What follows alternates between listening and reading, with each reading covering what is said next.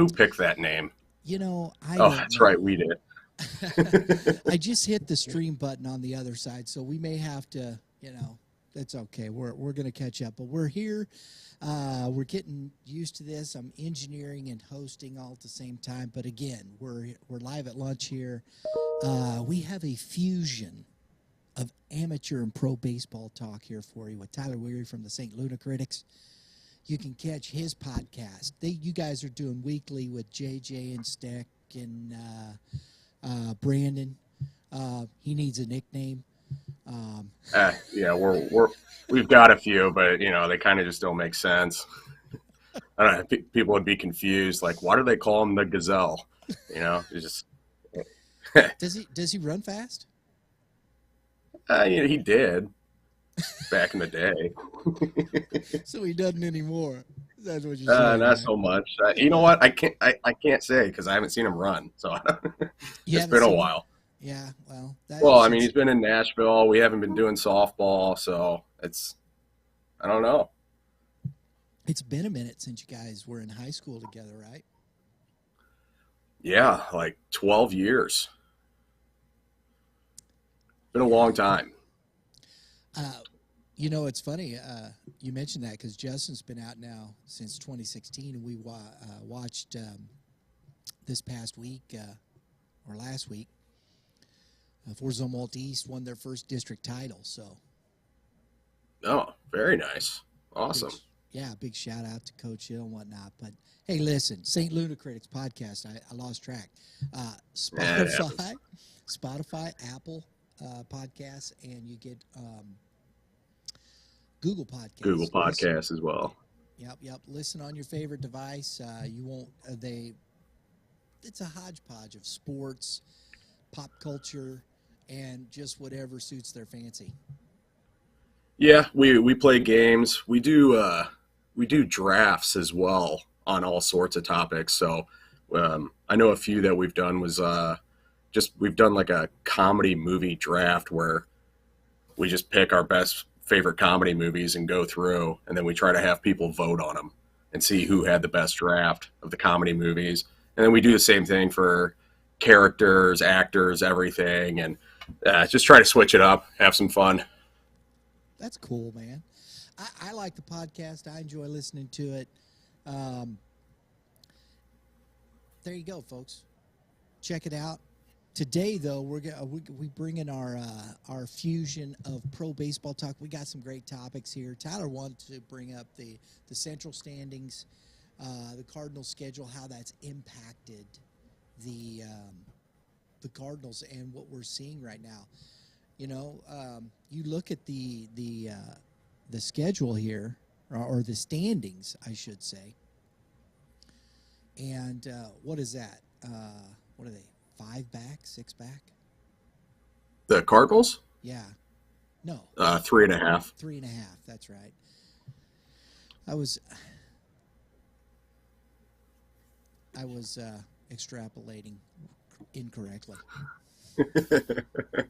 Math is hard. It is. Especially when it's only a half game, and I always look at that and I'm like, no, it's a half game, Brian. Half game.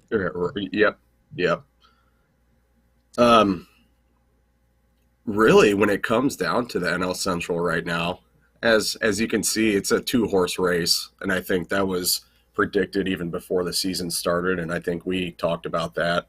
Of course, Milwaukee's got the dominant pitching, but so far, we're 2 months into the season, and I think there's a couple things you can look at, and really it comes down to the schedule. So right now, Cardinals are 3.5 back. They're 24-19. They've got the third. They're one of the top 5 offenses in the league statistically. Maybe not home runs and slugging and stuff, but as far as team batting average goes, they're hitting .255, and that's third in all of MLB. So they're hitting the ball. Yeah. They're not. And their pitching's all right now. They're plus 42 in run differential. Yeah, exactly. That's what I'm saying, and that's it's a lot better than where we were last year. Although I But have to point this out real quick. This is always what's crazy to me. The Dodgers are plus 101. yeah, it's kind of annoying. It really is. And it's funny because I go and look at their lineup, and it's not like everyone on the team is hitting like 315, 320. Bellinger's hitting 215. Like, yeah, Freeman's doing well. Mookie, he's got home runs, but he's still hitting like 250, 260. I mean, it's they're a good collective team, and they know how to put runs up on the board. And of course, they've got dominant pitching, so that's always gonna help if they're not giving up a lot of runs. But I mean, okay, just looking at it, Mookie's hitting 290, Bellinger 213, Chris Taylor 248, Justin Turner 203. Obviously, Freeman's hitting 290, 297. Max Muncy's hitting 150. Turner's hitting 289. Lux 256. I mean, it's not like these guys are just knocking the cover off the ball. Exactly. And I think that's the point here. The Cardinals' offense has been really good, man. They've been really good. Granted, with the run differential thing, the past 2 Sundays have helped. I mean, you scored what, 15 against the Giants, and then you scored 18 against Pittsburgh. So, yeah, I mean, that's going to boost your numbers a little bit. Just in those 2 games alone, yeah, they outscored the opponent 33-10. Yeah. So, yeah, that's going to help your run differential there. But they're playing a lot of tough teams. This past month was brutal as far as the schedule goes. As you know, we played the Giants twice. We had to play the Mets in a 4-game series. We just finished up with Toronto for 2 games. We've got Milwaukee starting tonight in a 4-game series, and then we play San Diego to end the month. That's brutal. Yeah, it is. That's a tough stretch right there. But I'd rather I thought they've fared well in that. I agree. Well, you look at their last 10; they're 6-4, and Goldschmidt is hitting the cover off the ball through that. Those types of teams. So I think there's a lot of positive opportunities here. I think they took some tough losses, but I still, when you look at that, Tyler, in that playing those teams, you don't have Flaherty. Matz is up and down health-wise. I think you've got some young guys coming up and doing that. Are they going to keep these young guys up?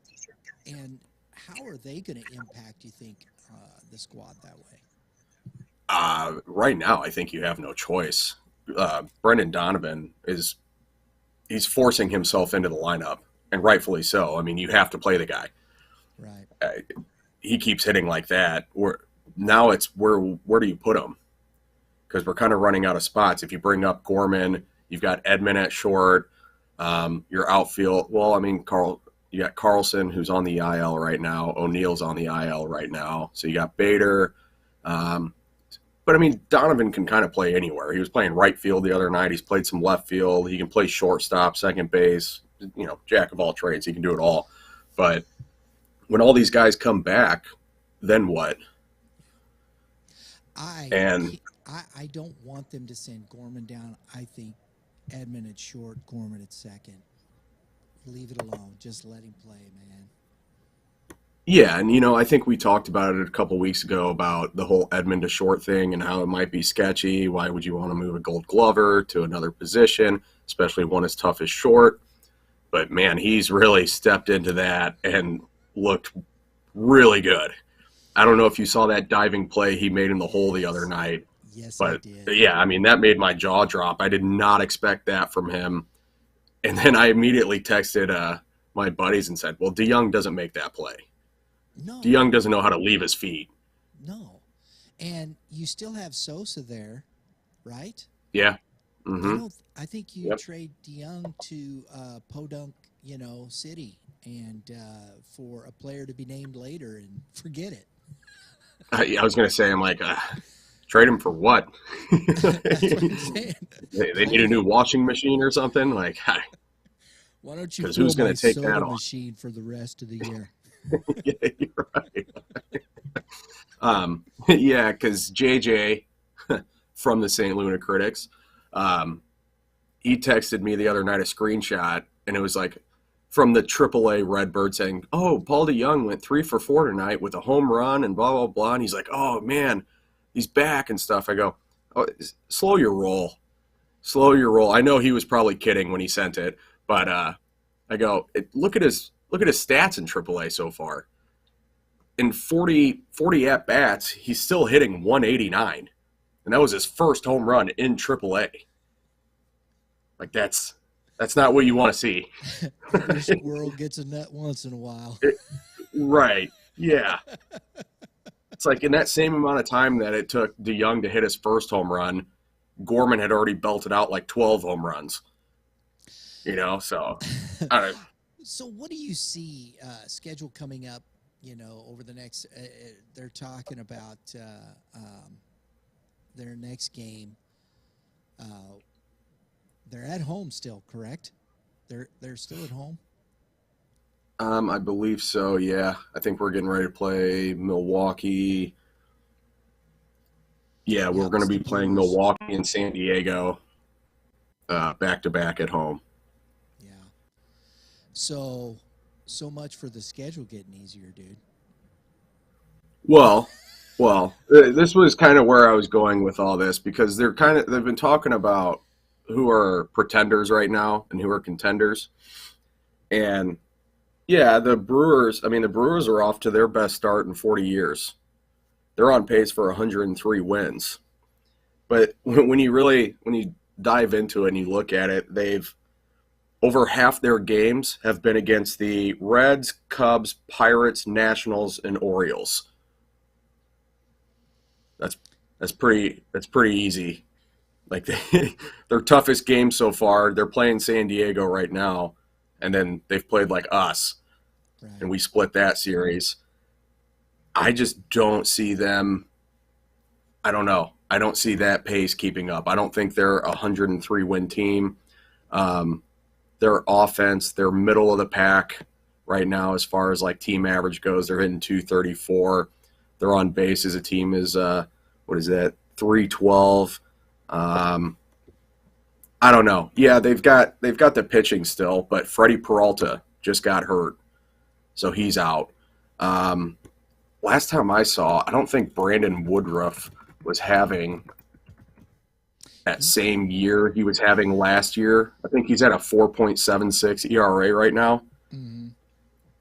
And that was just because his last start, he actually had a good one. He went 6 innings, only gave up 1 earned run against the Nationals.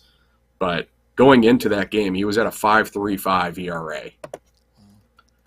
Well, and that's nowhere near where he was last year. You look at June for the Cardinals. After they finished with San Diego on Wednesday, June 1st, you got the Cubs twice, the Reds, the Pirates, the Red Sox and Rays for some inter-squad. The Rays are going to be tough. That's down in Tampa, and you got to go to Boston. So it's always tough to beat Boston at home. And then you got another 4-game set with the Brewers, and you finish out with the Marlins. This should be a month that they can make some, because you got the Brewers finishing up here, then you got another 4-game set third week in June. This is a month where they should gain some ground, right? Oh, yeah. And, I mean, this Cub Series coming up, that's a 5-game series. We play we play them Thursday, Friday. We have a doubleheader on Saturday, and then we play them again on Sunday. That is correct. So that's 5 games right there that, honestly, you need to win 4 out of 5. I agree. I don't disagree. Because the Cubs aren't good. They're not good. So the schedule is setting up well for the Cardinals, even though there's some tough stuff. But this month, it's setting up pretty good for them. I think they should be in pretty good shape here. 100%. Yeah. So we're going to shift gears a little bit here, go back to the amateur ranks, and we'll come back to the Cardinals here in a few minutes. Now, I know you haven't been following a lot of high school baseball. Right.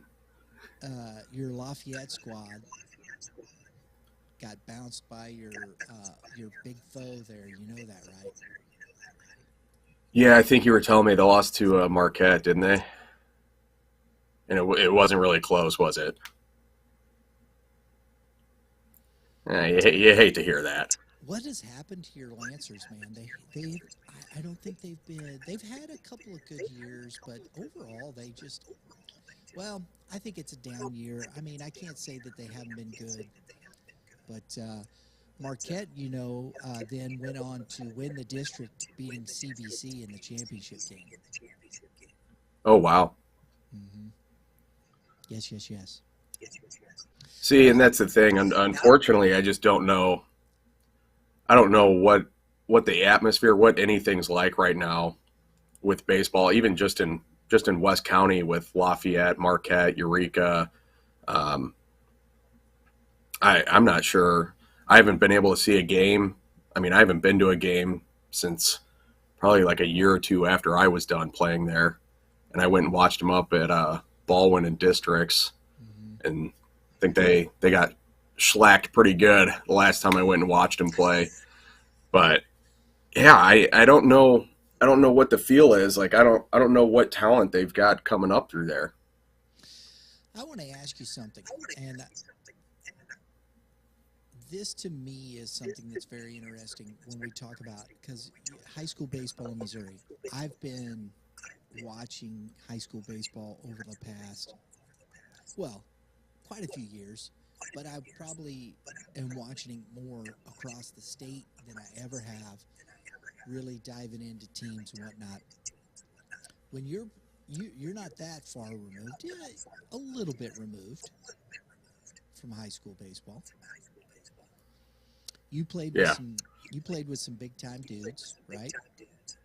Mm-hmm. Yeah. I don't know how much you saw around the state, but what do you think of the Missouri baseball, Missouri high school baseball? Has it always been very good? Where would you say we sit within the state or the nation? I mean, it's hard to compare them against California, Arizona, Texas, Florida. Yeah, I was going to say, yeah, Florida, California, Texas. I mean, they're playing year round. And I feel like I constantly just hear about, oh, this guy played in like Nolan Arenado and Chapman and them. They were just talking about him. I'd say Missouri actually has some pretty good talent, though. Just the teams that we played, it felt like everyone we were going to play had one guy on their team that was being looked at by scouts and was going to be taken in the draft. Now, they weren't necessarily going to accept that. You know, they may have already committed to like LSU or Clemson or something like that. But there was always, I mean, I'd say majority of our games were against these teams that they had talent, and they had a lot of it. I mean, and it was guys throwing 90 miles per hour or close to it with dirty stuff, sliders, curveballs, everything. I mean, heck, just on our team alone, my junior year, we had 4 guys get drafted, and we didn't even win districts. We didn't even make it to the district championship. You know, so I mean, it's tough. It's tough, and I can't speak to it as much now because I don't know. I haven't heard any names coming out from like Lafayette or Marquette or Eureka or anything like that. But I wouldn't be surprised if there were still guys coming through, getting drafted, or going to play at a Division I school at a high level. Yeah. Well, you know, your traditional rivals of Eureka and Marquette, they have some dudes. There's a guy at Eureka, I think, I don't know if he's a junior or a senior, but I know he's like going to, can't remember off the top of my head, I'm sorry. I know Mason Breidenbach from Marquette, He's going to Bradley. Jack Halabowski. Both those guys were hurt this year, too. Didn't play. Going to Mizzou. And they didn't even play in Marquette. Still won district. Man. Yeah. Yeah. That's a deep team right there. Right? They had a little bump in the road. Of course, when you lose guys, it's tough, right? 100%. Yeah. You know, so, but you've got, this is seniors this year. I'll give you the top 10 and where they're going, okay? Carson Milbrandt, Liberty High School, that's Kansas, or Kansas City. He's going to Vanderbilt. They won the district title, or the state championship last year. Reese Robinette out of Kennett, a Class 4 team. He's going to Arkansas. He's a stud, dude. I've seen him play. Zach Stewart from Lebanon, Missouri State. Carter Muck, St. Pius X, a Class 4 team out of Kansas City, going to Kansas. Grant Richards, who we had on our player spotlight. Great kid. I saw him play this past weekend. He was playing for St. Dominic, going to Coastal Carolina as a shortstop. And East beat St. Dominic. I mean, they didn't pitch to him, though, which I wouldn't have either.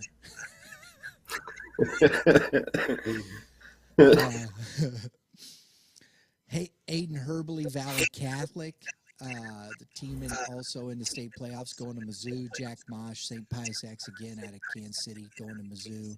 Jake McCutcheon from right here, Francis Howell, Missouri State. This kid, I think is what I was telling you, he was hitting over 500 at one point this year. He's still up like 482, just monster. My gosh. Aiden Haynes out of Metro, going to Mizzou. Daniel Whistler for Zumwalt West right over here, going to Mizzou. And then it just keeps going, dude. That's we're talking SEC across the board there for the most part, right? Yeah, absolutely. That's incredible. And I love seeing that. I don't know. I like seeing guys from Missouri go on and do well and make it to the minors, big leagues, whatever it may be. But I don't know. I just like seeing that. Now, here, let me show you the junior class, man. Adam Hatchman over here at Timberland, Arkansas. There's talk that he may be a top draft pick, first-round draft pick. Nazan Zanatello, he goes to CBC shortstop. He decommitted from Miami, and I think this kid's he's big time. That was like my dream as a kid, was to go play for Miami. One, they have sweet uniforms. You can't beat the orange and green and white. Two, you're playing baseball in Miami. You can't really beat that. And they're always good. Will Libbert. Spoiler alert, that didn't pan out. No. I didn't play for Miami. You're not wearing the green and orange, dude. No, don't try to look up my stats. Addison Smith, the shortstop for Liberty, the state champ last year, going to Oklahoma State. Here's Arkansas. Cameron Poe's going to Duke. Dan Bourne, who just pitched a gem of a game. Lindbergh just won the district championship, going to Tennessee. And Tennessee's the #1 team in the country. So, oh, wow. Yeah. Braden Hemmer, Columbia Hickman, going to Mizzou. Brett Norfleet, that's the kid I was telling you about at Francis Howell. He's going for both football and baseball. He just had one of the most unbelievable. He had over 51 RBIs, 9 home runs. He had I think it was 25 or 27 extra base hits. He was the kid I was telling you about, dude, that had that 901 slugging percentage. My gosh. This is the That's state unbelievable of Missouri baseball, and it doesn't change the further you go down. Because I'm looking at PBR Prep Baseball Report, and it doesn't change. Kid from Fort Zumwalt North, Tanner Pashy's going to Iowa. Purdue, Kansas, Cincinnati, Tommy Lepore, kid out of Blue Springs, South, over in Kansas City, going to Cincinnati. I saw him dismantle, and you can say it because Coach Perkins said it, one of the best offensive teams in the state in Francis Howell, and he was singing and dancing all the way through it, man. It was a scream, man. I'm not kidding. You know how they're playing the music, you know. He would be up there singing the song to some dude's walk-up music. Oh, gosh. He wasn't doing it bad. He just liked the song. Right. You know? Oh, that's great. Crack, dude. He's got a big-time fastball and a nasty curveball. I mean, that's the junior class, and a lot of people said that junior class is better, but the freshman class or the sophomore class going to be juniors. Here's Trey Snyder out of Liberty North going to Tennessee. Cole Gibler, Blue Springs, Arkansas. Drew Dickerson, Lee Summit West, Missouri. Andrew DeMont, St. Louis SLU High School, Tennessee. Christian Bobson, St. Paul Lutheran, Missouri. Bo Jonas, Liberty North, Oklahoma. That's this year's sophomore class.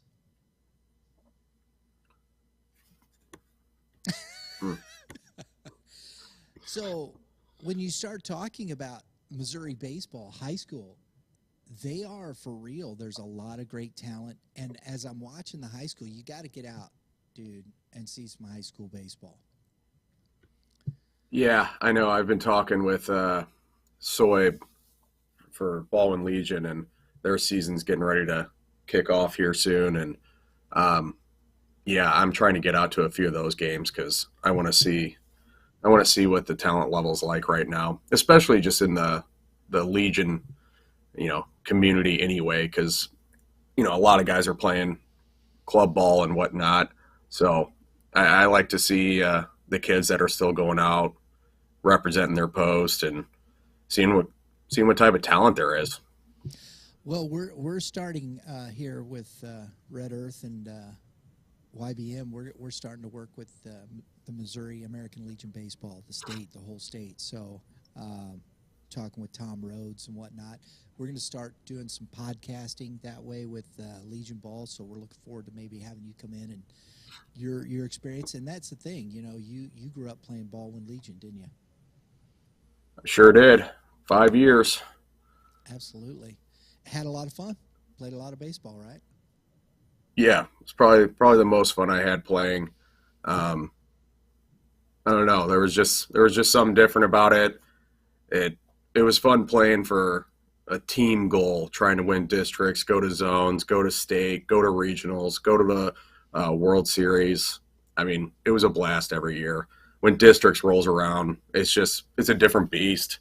It's the teams that you may have rolled and just whooped all year. All of a sudden, you play them in the first round again, and you know it's a 4-2 ball game, and you're like, why aren't these guys just rolling over? Like, we just 10-runned them twice last week, and now all of a sudden they're right here hitting everything. And two, though, usually somebody, as you said, like you said, usually somebody's got a dude on the mound, right? They've got some guy that they can throw out there for one game that can really pitch, keep you off balance, and you know, in that kind of one and done situation, right? Yeah, and fortunately, Legion doesn't go with that one and done like high school does.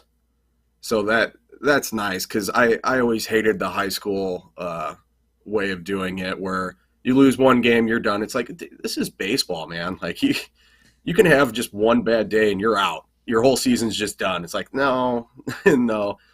I like the double elimination a lot better.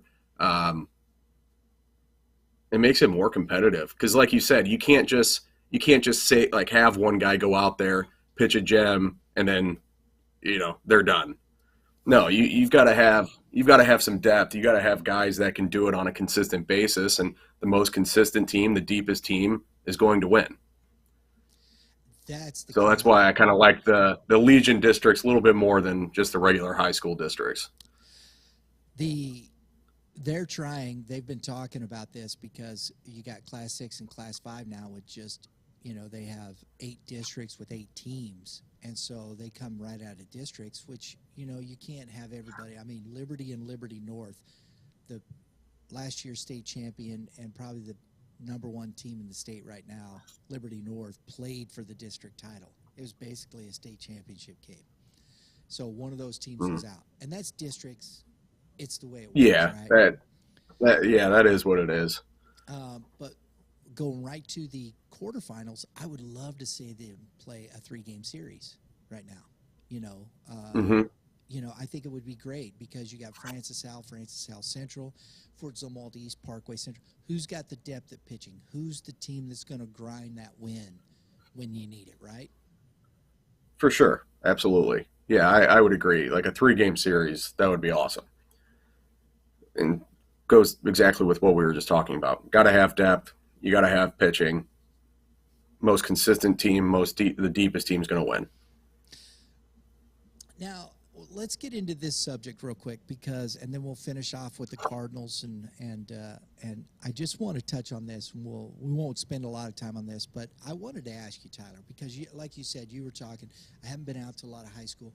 Do you think the local communities, need to do a better job of supporting high school baseball? Yeah. I mean, I think they definitely could. It's so hard to say though, because it's one thing when you're in it, like when you're at the school and you're playing. Yeah, it seems like there's a lot of involvement, and then it's not until you leave where you're kind of. Like I said, I mean, I never hear anything about what's going on with Lafayette baseball or, I mean, really any of the sports. And I just kind of hear it like word of mouth. But I don't know.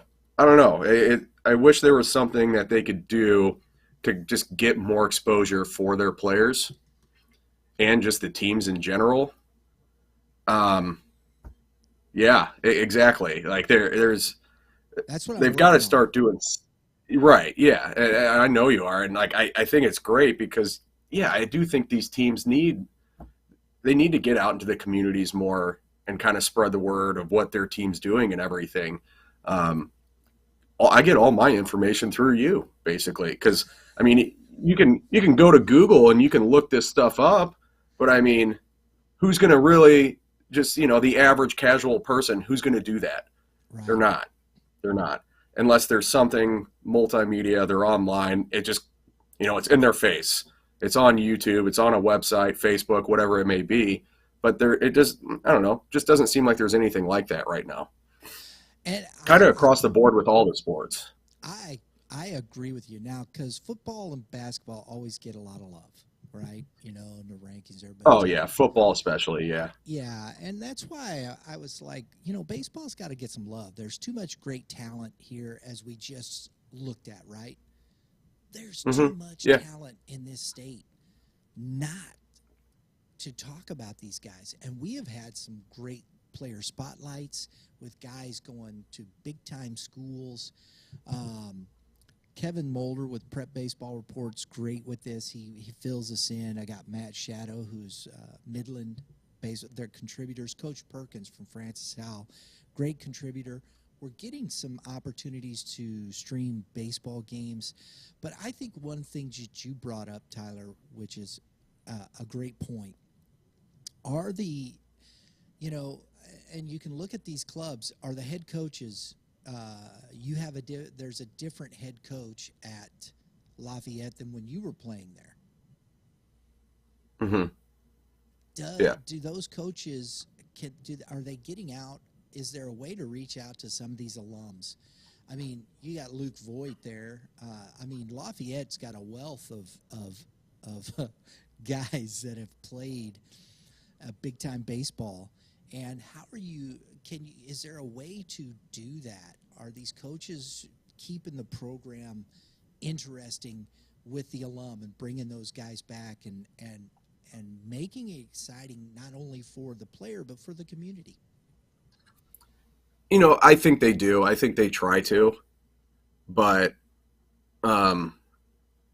man, there's only there's only so much that they can really do, because I know they reach out to the alumni and stuff. I mean, even when we were there, I believe they reached out to Ryan Howard, and Howard ended up donating like a new scoreboard to like our field and everything. But man, it's hard to. And like I believe, actually, I think Luke even went back to Lafayette and did like a walkthrough through the school and whatnot, and walked the whole campus and everything. But what do what do you do? Like how do you? But These guys are professionals and stuff. Like, yeah, no, I get that part. I think it's got to be guys like you that have ties to the program. You still live in the area. You're there. How does the program continue? Because I see that with successful programs, that these coaches take the time with the kids that are coming back. Justin, I know Coach Hill has an alumni game every year. And Justin got to play for COVID, messed it up for a couple of years.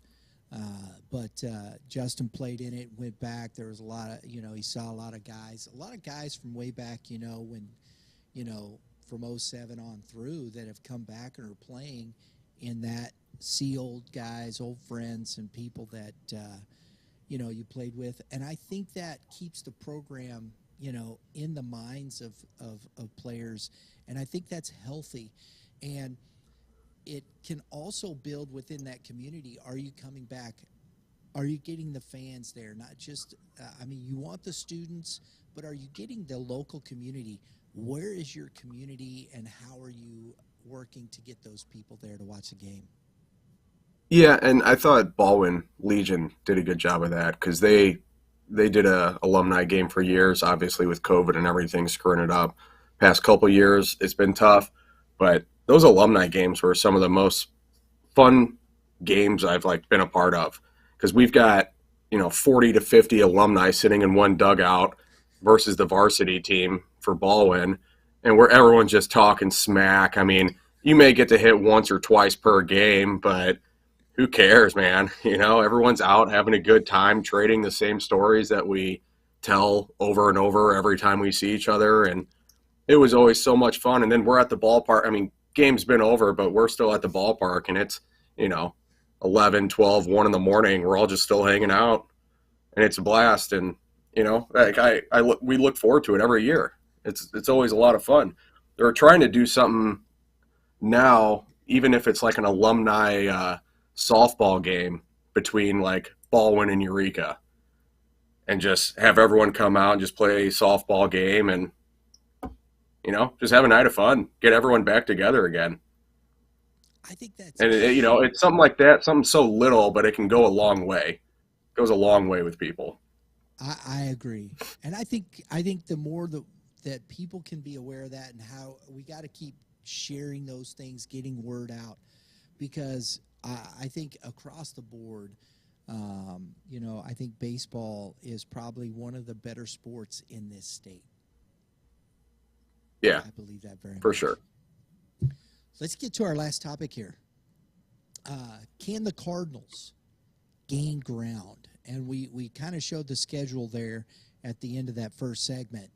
And, I think it's going to be an interesting thing health-wise, how they do, where they go from here to take advantage of this month of June. Yeah. Like you said, we were kind of already going over the schedule. I'm trying to I just pulled up the Brewer schedule for this month as well. Let me see here. May, let's go to June and see what they're looking at. So, okay, yeah, so theirs is going to be a little bit tougher this month. They got to play the Padres again for a 4-game series, and then play the Phillies, who I know the Phillies aren't the hottest team right now, but I think I don't think they're performing exactly like they should. I still think they're a very tough team to beat. So I think that's going to be tough. They get a little reprieve playing the Nationals, but then they got to go to New York, face the Mets. They get to play the Reds again. But then that series with us is going to be huge for another 4-game series. And then they got to play Toronto for 3, Tampa for 2, and then they go into playing Pittsburgh at the end of the month. But I think the first 2 weeks of June are going to be huge. We got a 5-game set with the Cubs. They got a 4-game set with the Padres. You can gain ground right there. And like I was saying, Woodruff, he's got like a 5 ERA right now. Corbin Burns is pitching really well. His ERA finally just went over 2 because he's been like 1.5, 1.7 to start the season. And then, like I said, Freddie Peralta's hurt. So if they're going to gain ground, they've got to put the pedal to the ground right now, like going into this month. So do you think with this schedule, is it possible that they could at least tie the Brewers in this month? Oh yeah. I think they could. I mean, because I think not only could they tie them, I expect the Cardinals to be a game up after this month. Okay, I wondered, if you thought that might happen. I mean, I think there's a possibility because the biggest thing is how well they do in this first series at home at the end of this month here with the Brewers, right? And right, then, yeah, exactly. And then it goes to, how well do they go to their place? Can they split there? I think if they can split in Milwaukee, that would make a huge impact. What's up? 100%. Saw a peeker. Special guest, yeah. Yeah. An old Baldwin Legion coach himself. Oh, yeah. Regional champion. There you go. Exactly. But that's what I think, I think the Reds, you cannot lose those series. You cannot lose the series to the Cubs. You can't lose the series to the Reds or the Pirates. Nope, you cannot. You cannot at all. I think the biggest thing for the Cardinals this month is going to be pitching, hands down. With Matt's out, I'm not really trusting this whole Jordan Hicks starter situation anymore. I just don't think it. I don't think it's there. I don't think it's in the cards. He looks average as a starter at best. Yeah. On like his good days, but then when he's not on, it's bad. And honestly, I'm more afraid for the hitters just getting plunked in the head by 101 than I am of him just getting like shelled. Because there's times he doesn't know where the ball's going. Okay, and this is my problem, and I know I'm one of those guys, but I'm sorry. He's not going to be a starter for the simple fact he cannot hit a spot because he has, like you said, he's got so much movement on his ball and it moves so much at that speed. I can wait him out as a hitter. Yes, exactly. Yeah, is he going to have one of those innings where he just 1, 2, 3? Sure, but the next 2, he's not. He's going to walk guys. He's going to put himself in problems. He's going to go high in his pitch counts because his ball.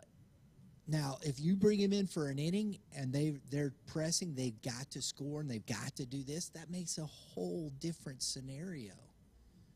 If I've got a starter here, I want to see pitches. It's a different thought process.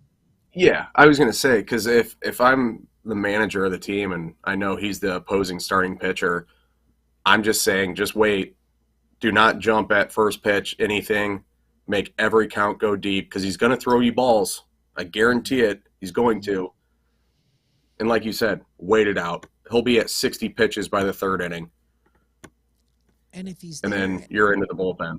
And if he makes a mistake over the plate and hangs one of his breaking pitches, you can hit that. Danny Jansen proved that the other night. Hit a moonshot off the foul pole. It's like, yeah, that one just spun, bud. And he Yeah, crushed get on top of that bad boy. So, I mean, yeah, we're not professionals, but so what? I can see that. That's where sometimes Well, yeah. I don't think it's that difficult when you see this. This has been the pattern for how long now? And I was just going to say, this goes back to everything in the off season and whatnot. They wouldn't go and get another arm. Like, well, we got Steven Matz. It's like, okay, great. Now we have 4 starters. You got to have 5. So I don't really understand, because right now you're looking at Wainwright, Michaelis, Liberatore, Hudson, and then Flaherty's supposed to start throwing to hitters today. Is he? And if I can tell you this, I can already hear it out of Mosaic's mouth. He's probably practicing saying it in the mirror to himself. Well, getting Flaherty back will just be like making a move at the trade deadline. That's going to be a big boost for our team. And, we're just going to see what happens here. And if we need to make some necessary moves, that's exactly what we'll do. I've already been talking to John Lester, and, he's still been throwing. He turns 46 next month, but, he got up in the low 80s, and he's cost effective. So if he can get outs for us, we got a great defense, and that's what we're going to do. Dude, that's perfect. It's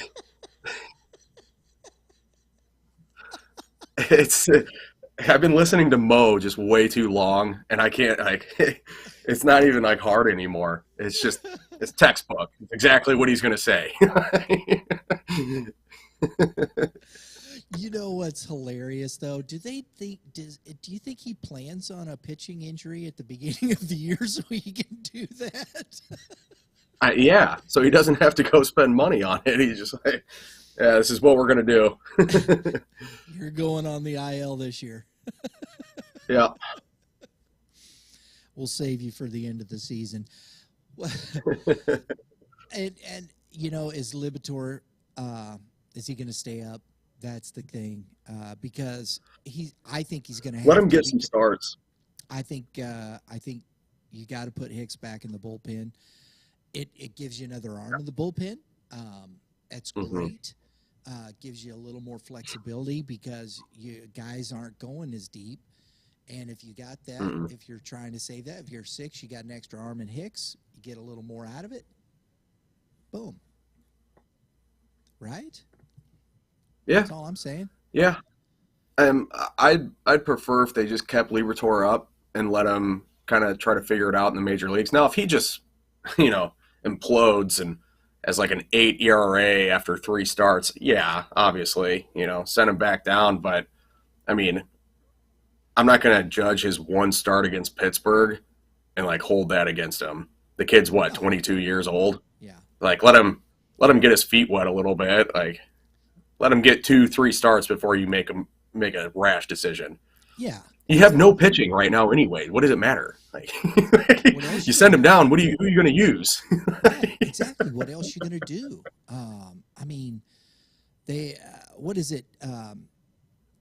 Was it Rondon that pitched? Who came in when Matz got hurt? Yeah.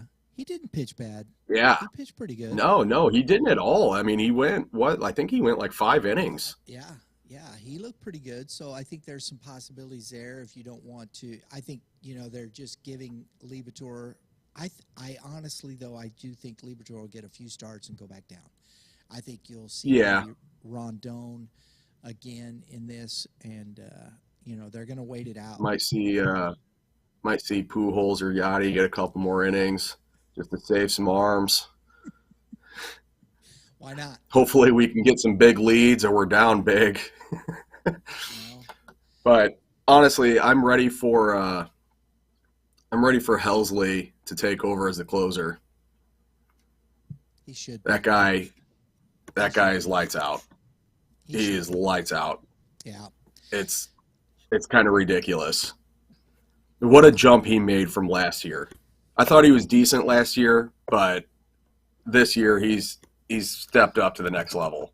In my opinion, you should have Gallegos as your 8th inning and Helsley Yep. as your 9. I don't think Gallegos is a closer. No, he's I a really heck don't. of a good pitcher. He has good stuff. Yeah. Get him in that 8th inning. You maybe can stretch him from the end of the 7th through the 8th because he's like that. And put Helsley, 104 miles an hour. See y'all tomorrow. Like, I hate to even say this because I know as soon as I do tonight, it'll probably be ruined. But Helsley's gone 15 and 2/3 innings. He hasn't given up an earned run yet. He's struck out 26 guys and only walked 3. He struck out 26 guys and he's only faced 52 batters. So my math's not great, but I'm pretty sure that's like a 50-50 chance he strikes the guy out. Exactly. And he's not walking people. No, he's not. That's my favorite part. I mean, because Hicks, when he was closing, was walking people because his ball moves so much.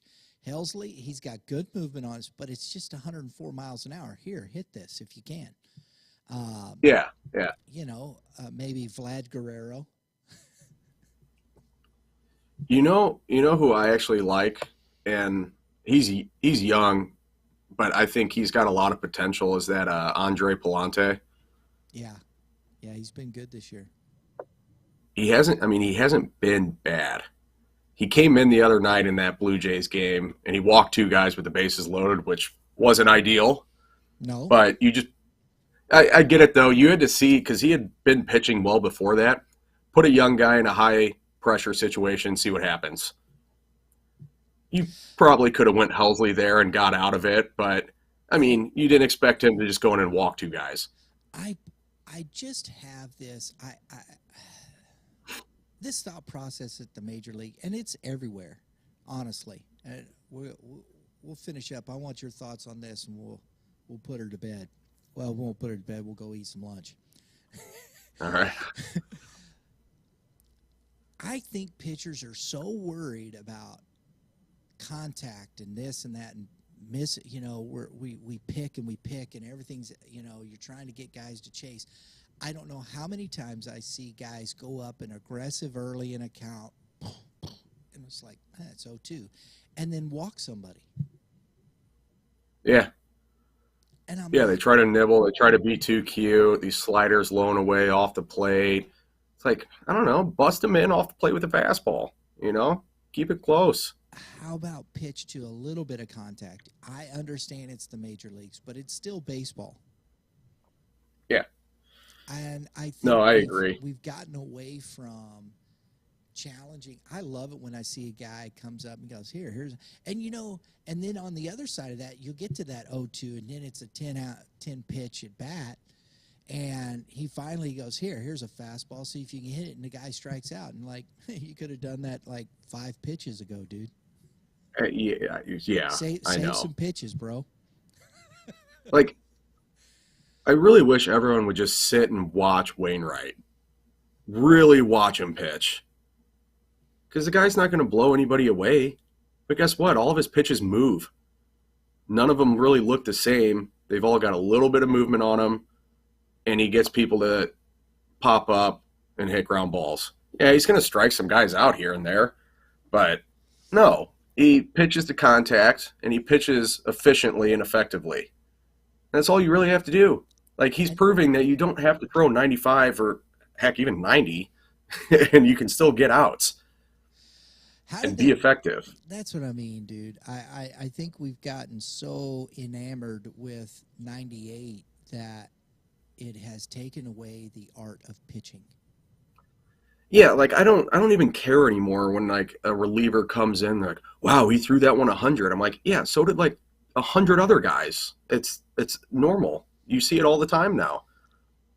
Exactly. Where's the guy that is painting corners with 2 feet of movement, and he's throwing 2-seamers, sinkers, cutters, sliders, everything, and then nobody can hit those guys. Like, I don't know.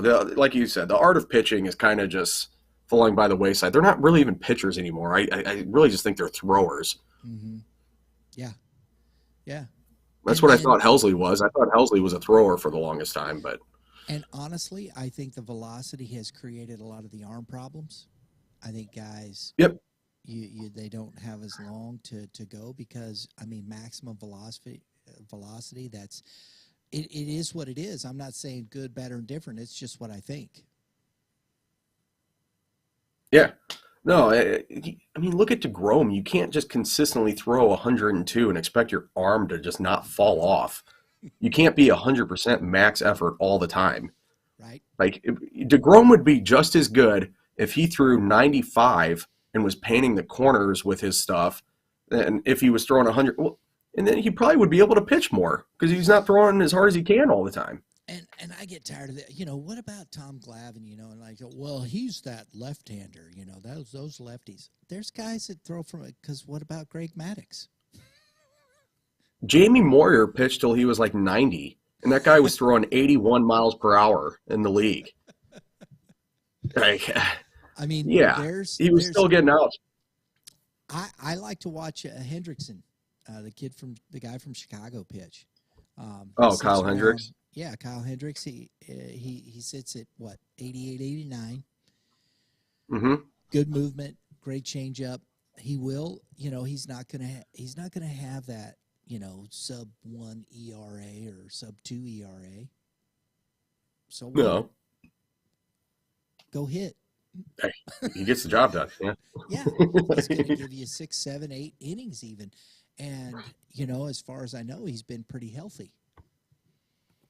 Yeah, he has. Not a lot of injuries there. Wonder how. Speaking of, I'm curious to see how he's doing this year. Not great, but Right? yeah, he's 2-5 with a 5.2 ERA. Well, you didn't have to do that to me. Well, I mean, no, I but every understand year what you mean. before that, he's 2.46, 2.13, 3.03, 3.44, 3.46, 2.88. The It's Cubs just aren't good though either.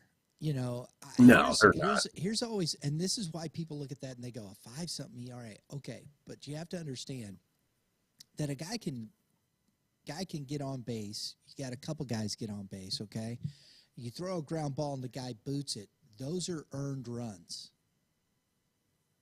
That's how that's scored. Those runs are still count as earned runs. The guy that reached on an error will not count against you if he scores.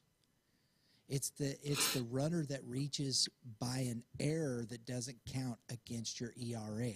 Anytime there's a guy that reaches by a hit, walk, whatever the case may be, that's going to be an earned run against you, whether or not. And so if the guy commits an error and 2-run score, those count against you because they earned their way on. That's the way it works. And I don't know if enough people understand that about baseball and why you can look at that. If you got a bad defensive team, your ERA can be a little bit higher than normal. Yeah, that's when you really have to start looking at like the advanced stats Mm-hmm. and the average fan. I mean, myself included, I don't look at that all the time. Right. You know, I'll look at the straight numbers. Give me your ERA. It's 5. Wow, you suck. Let me look a little bit deeper. That was harsh, man. Harsh. Oh, shoot. Hey, man, that was fun. Enjoyed the conversation. Oh, yeah. Guys, we're going to come back. We're going to do this every 2 weeks. We'll come back at lunchtime. We'll talk some more. We hope you tune in. You can, again, catch T.Y. I've had his stuff up here at St. Lunacritics Podcast. Listen on your favorite device, Spotify, Apple Podcasts, Google Podcasts. They do a great job over there. Tyler, thanks, man. Yeah, thanks for having me. Always a lot of fun. I love talking baseball, right? All day. Exactly. Hey, so everybody out there, as always, you pitchers, keep throwing strikes. And you hitters, what's the old adage? Hit them where they ain't. That's it, bro. That's it. Got it. Nailed it. And, folks,